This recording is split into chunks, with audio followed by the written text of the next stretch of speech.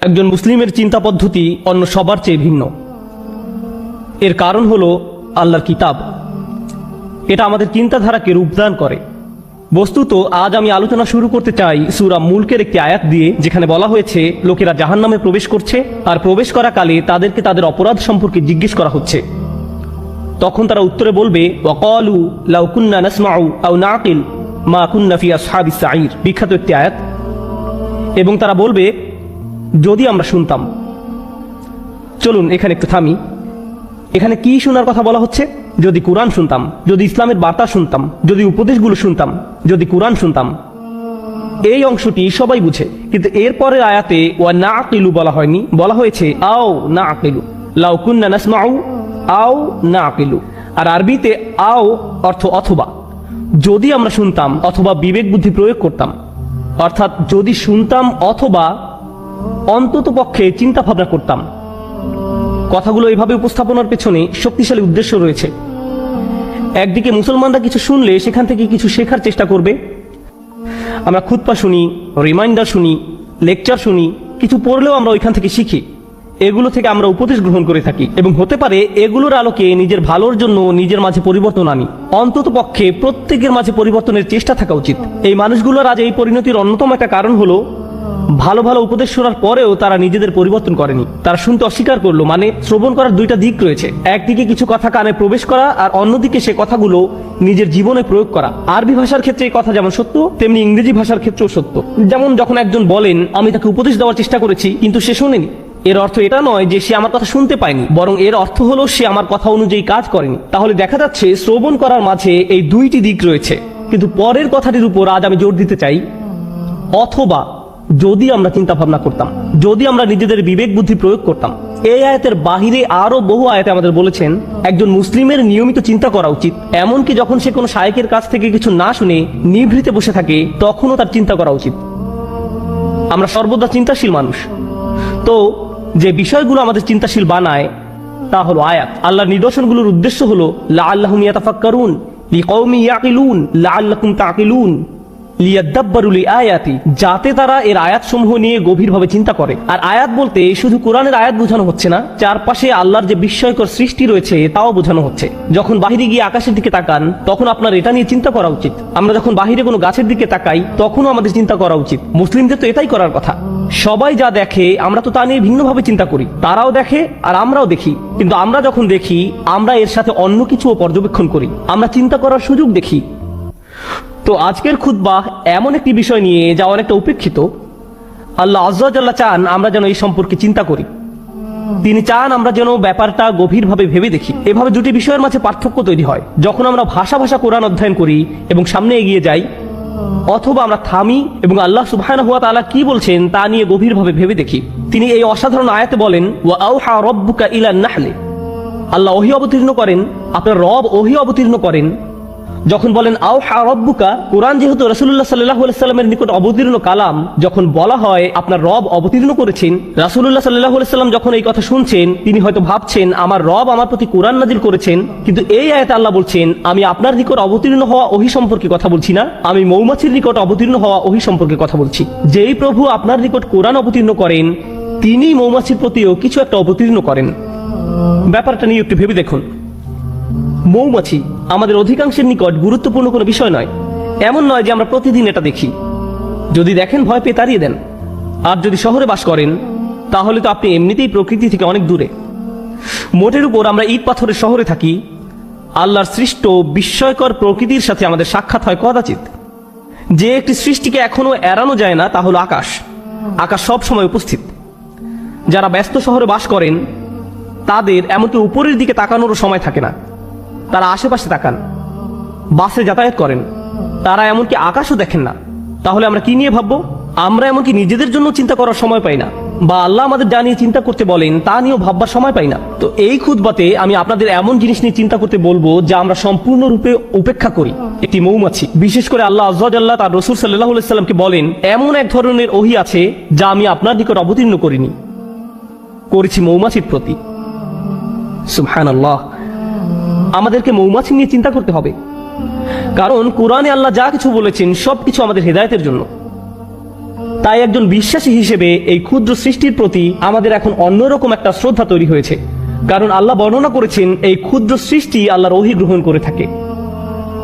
আল্লাহ এমন কথা গরু সম্পর্কে বলেননি, তিনি এমন কথা উট সম্পর্কে বলেননি, তিনি পাখি সম্বন্ধে এমনটি বলেননি। ওই প্রাণীগুলোর কথাও তিনি উল্লেখ করেছেন, তিনি বহু প্রাণীর নাম উল্লেখ করেছেন কোরআনে। অন্য অনেক সৃষ্টির কথা কোরআনে এসেছে, কিন্তু ওহীর ব্যাপারটি যা আমাদের মনোযোগকে বিশেষভাবে আকর্ষণ করেন, এই সৃষ্টির মাঝে বিশেষ কিছু রয়েছে যার দরুন আল্লাহ আমাদেরকে এর প্রতি মনোযোগ দিতে বলেছেন। আর এটা একটা ভাবনার বিষয়। প্রকৃতপক্ষে যদিও এটা আজকের খুতবার বিষয় নয়, ব্যক্তিগতভাবে কয়েক মাস পূর্বে যখন আমি এই আয়াত নিয়ে গবেষণা করছিলাম, আমি মৌমাছির উপর নির্মিত 5-6টা ডকুমেন্টারি দেখেছিলাম। কারণ আল্লাহ চান আমরা যেন এই জীবটাকে কদর করি। আল্লাহ একে ওহী দিচ্ছেন, তাই এই প্রাণীটি যাই করুক না কেন তার সাথে ওহীর একটা সম্পর্ক আছে। এটি ওহীর দ্বারা অনুপ্রাণিত হয়ে কাজ করে। আমি মৌমাছি সম্পর্কে বেশি কিছু জানতাম না, তাই আমাকে এই বিষয়ে অধ্যয়ন করতে হয়েছিল। আমি এই অধ্যয়নকে ইসলামী অধ্যয়ন মনে করি। ডকুমেন্টারি দেখে দেখে মৌমাছির জীবন প্রণালী শেখা এবং নোট করা আমার জন্য এটা আল্লাহর দ্বীন অধ্যয়ন করার নামান্তর। কারণ এই বিষয়টা নিয়ে আল্লাহ আমাদেরকে চিন্তা করতে বলেন। আল্লাহর এই কিতাব থেকে জ্ঞান এবং প্রজ্ঞা অর্জন করতে হলে আমাদের দৃষ্টিভঙ্গির প্রসারতা থাকা জরুরি।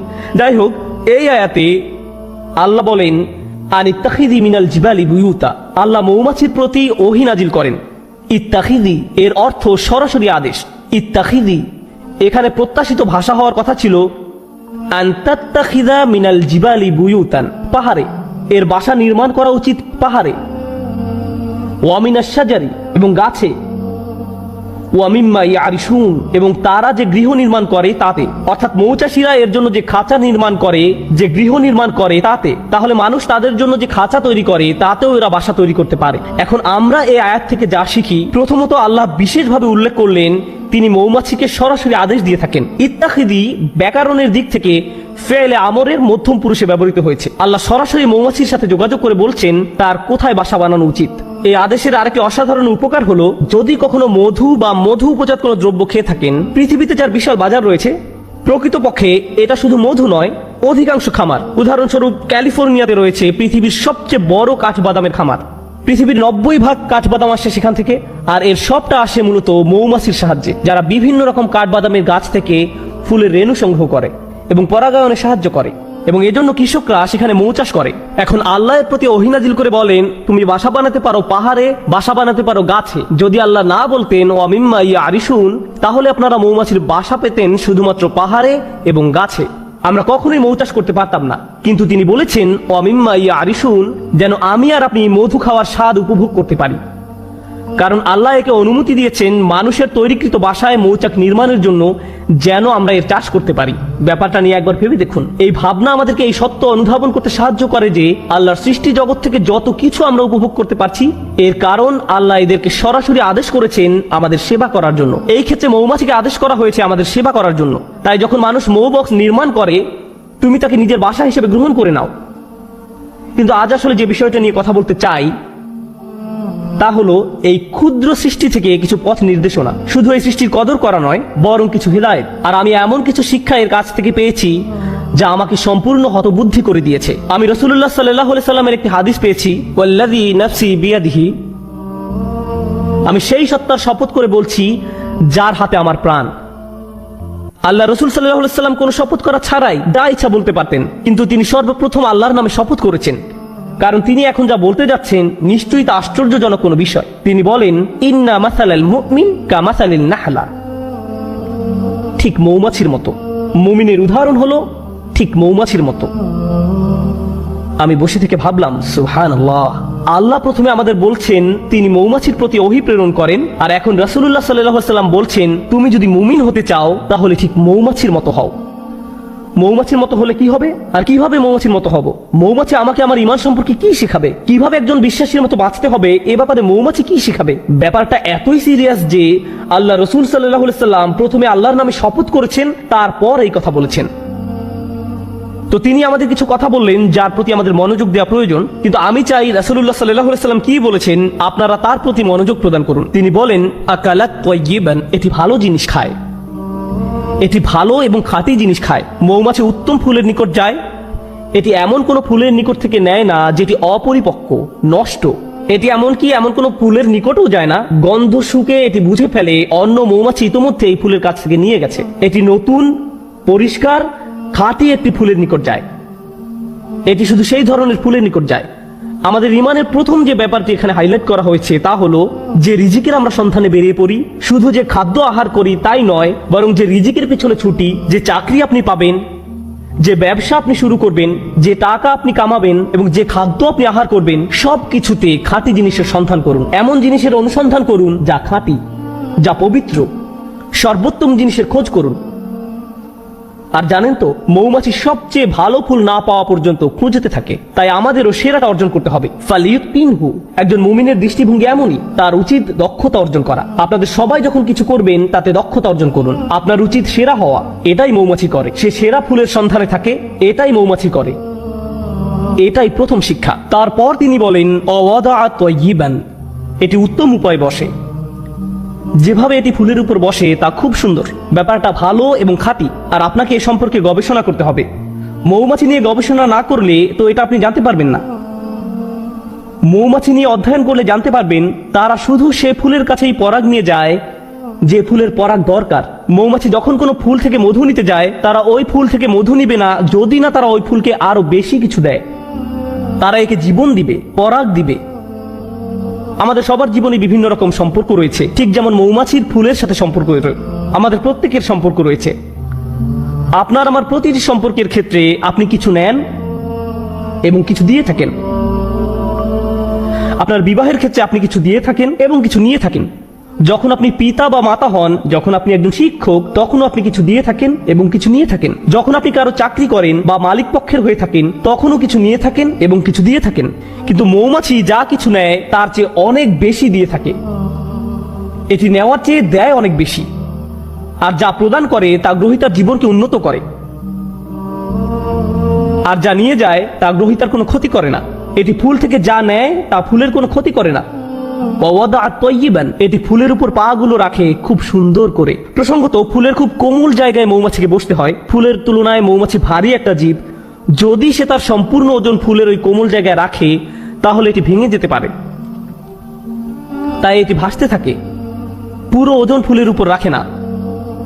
এটি পাখাগুলোকে ঝাপটাতে থাকে যেন সম্পূর্ণ ওজন ফুলের উপর না রাখতে হয়। আমরা এখান থেকে কি শিখছি? আপনার একটি সম্পর্ক আছে, কিন্তু আপনি শুধু দাবি করতে থাকেন, চাইতে থাকেন। তারপর এক সময় আপনার প্রিয় বন্ধু, আপনার কর্মচারী, আপনার স্বামী বা স্ত্রী, তাদের ধৈর্যের বাঁধ ভেঙে যায়। আপনার কিছু জিনিস দরকার, হ্যাঁ আমি একমত, কিন্তু অতিরিক্ত নিতে যাবেন না। তাদেরকে এমন চাপে ফেলবেন না যে তারা ভেঙে পড়বে। আর যদি কিছু চান তাহলে বেশি করে প্রদান করুন। তার জন্য কিছু নিয়ে আসুন, তারপর দাবি করুন। আর যখন চাইবেন কম করে চান, জাস্ট যতটুকু দরকার, যতটুকু প্রয়োজন। তাহলে ওয়াদাত তয়্যিবান, আচ্ছা এটা সুন্দরভাবে বসে, ভালো একটি জায়গা খুঁজে নিয়ে বসে, এটা সুন্দরভাবে আহার করে। এর আরেকটি উপকার হলো, যদি অন্য কোনো মৌচাকের মৌমাছি পাশ দিয়ে অতিক্রম করে এবং দেখে যে একটি মৌমাছি এই ফুল থেকে আহার করছে, তখন সে এখানে এসে কোনো ঝামেলা বাঁধায় না। কারণ যদি দুইটি আলাদা মৌচাকের মৌমাছি একটি ফুলের উপর গিয়ে বসে, তখন ফুলের ক্ষতি হয়ে যায়, এর আর পরাগায়ন হয় না, ফুলটি এর ফলে মারা যায়। তাই মৌমাছি ব্যাপারটা বুঝতে পারে। সে জানে যে এই ফুলের সাথে ওই মৌচাকের সম্পর্ক গড়ে উঠেছে, আমার আর এর কাছে যাওয়া উচিত নয়। এবং গন্ধ শুঁকে বুঝতে পারে, এরপর সে অন্য আরেকটি ফুলের নিকট যায় যাকে স্পর্শ করা হয়নি এখনো। আর আমরা কি করি? কেউ একটা দোকান খুললো, আরেকজন দেখে ভাবলো ভালো ব্যবসা, আমারও ঠিক একই রকম একটা দোকান দিতে হবে রাস্তার ওই পাশে। আর ওই লোকের সব কাস্টমার নিয়ে যায়। যখনই কোনো কাস্টমার ওই ব্যক্তির দোকানে যেতে নেয়, এই ভাই এদিকে আসেন, আপনাকে একটা জিনিস দেখাই। আমরা কি করি? আরো শত শত জায়গা আছে যেখানে আমি দোকান দিতে পারি। আল্লাহ রিজিক প্রশস্ত, আমাকে তার প্লেটের ভাত নিজের প্লেটে তুলে নিতে হবে না। কিন্তু এটাই আমরা করি। মানুষ এমন কৃপণের কৃপণ। আমি এমন মুসলিম চাকরিজীবীর কথা জানি যারা অনেক টাকা কামায়। আমি এমন ডাক্তারদের কথা জানি যারা যথেষ্ট টাকা আয় করে। তারপর হয়তো কোনো মেডিকেল কলেজের ছাত্র যে হাসপাতালে ইন্টার্নশিপ খুঁজছে, আর এই ডাক্তার তার জন্য সুপারিশ করে না, কারণ হয়তো 5 বছর পরে সে আমার চেয়ে বেশি আয় করবে। আমি এটা চাই না। এভাবে আমরা একে অন্যকে সাহায্য করতে চাই না। অথচ একজন বিশ্বাসীর মনোভাব হওয়া উচিত ছিল এরকম, আচ্ছা সে তার রিজিক এখানে আয় করছে, আমার উচিত অন্য কোনো জায়গায় যাওয়া। আমার তার রিজিকে ভাগ বসানোর দরকার নেই। পুঁজিবাদী সমাজের মতো গলা কাটার দরকার নেই। আপনি এই দুনিয়াতে অন্য মানুষের রিজিক দখল করে নিজের টাকা আয় করতে আসেননি। আমি শুধু আমার লাভ বুঝি, আমি এছাড়া অন্য কিছু বুঝি না। সুবহানাল্লাহ। আর নবী সাল্লাল্লাহু আলাইহি সাল্লাম বলেন, ওয়াকাআত ফালাম তাকসির, এটা বসে কিন্তু ভেঙে ফেলে না। এটা দাবি করে এবং নিজেরটা নেয় কিন্তু ভাঙে না। এটা ন্যায় সর্বোত্তম পন্থায়। আহার করার কি এক মহৎ পন্থা, বাঁচার কি এক মহৎ পন্থা। আমাদের ক্ষেত্রে ব্যাপারটা শুধু টাকার সাথে জড়িত নয়, সম্পর্কের ক্ষেত্রেও এমনটা ঘটে। আমাদের সকল সম্পর্কের জন্য এখান থেকে যা শিখছি, যদি আমরা সত্যই মৌমাছির কাছ থেকে কি শিক্ষা নিব তা বুঝতে পারি, যে শিক্ষাটা উপলব্ধি করার প্রতি রাসূলুল্লাহ সাল্লাল্লাহু আলাইহি ওয়াসাল্লাম এত বেশি জোর প্রদান করেছেন, তাহলে আমাদের বুঝতে হবে আমি কি আমার বাচ্চাদের উপর অনেক বেশি প্রেসার দিচ্ছি? আমি কি আমার পিতামাতার কাছ থেকে অনেক কিছু দাবি করছি? আমি কি আমার স্বামীর কাছ থেকে বেশি কিছু দাবি করছি? আমি কি আমার স্ত্রীর কাছে অনেক কিছু আশা করছি? আমি কি আমার বন্ধুর কাছে অনেক অনেক কিছু চাচ্ছি? আমি কি আমার কর্মচারীদের উপর অনেক বেশি কঠোর? আমি কি আমার শিক্ষককে অনেক বেশি জ্বালাতন করছি? আপনাকে এই প্রশ্নগুলো করতে হবে, কারণ আপনি মৌমাছির মতো হতে চান। তারপর সবশেষে তিনি বলেন, ওয়ালাম তুফসিদ, ওয়ালাম তুফসিদ, এবং এটি কোনো দূষণ তৈরি করে না। মৌমাছিদের একটি উল্লেখযোগ্য ব্যাপার হলো, যে ফুলের কাছে তারা মধু আহরণ করতে যায় তা নিজেদের বাসা থেকে অনেক দূরে, সুতরাং তারা অনেক দূর পথ ভ্রমণ করে, কখনো কখনো তা কয়েক মাইলও হয়ে থাকে। এরপর তারা নিজেদের মৌচাকে ফিরে আসে। আর মৌচাক শুধু তার নিজের বাসা নয়, তার বিশাল প্রতিবেশী রয়েছে, সবাই এই মৌচাকে বাস করে। আল্লাহ তাদেরকে বিশেষ ধরনের নাচ শিখিয়েছেন। একটি নির্দিষ্ট নিয়মে তারা বাতাসে ভাসতে থাকে, যা অন্য মৌমাছিদের জন্য অন্য ফুলের পথ বাতলে দেয়। দেখো, আমি আমার নিজের জন্য কিছু রিজিক পেয়েছি, তোমরাও অমুক অমুক ফুল থেকে উপকার পেতে পারো, আমি তোমাদেরকে সেই রাস্তা দেখিয়ে দিচ্ছি। এটা তখন তাদেরকে পথ দেখায়। এর নাম হলো বি ড্যান্স।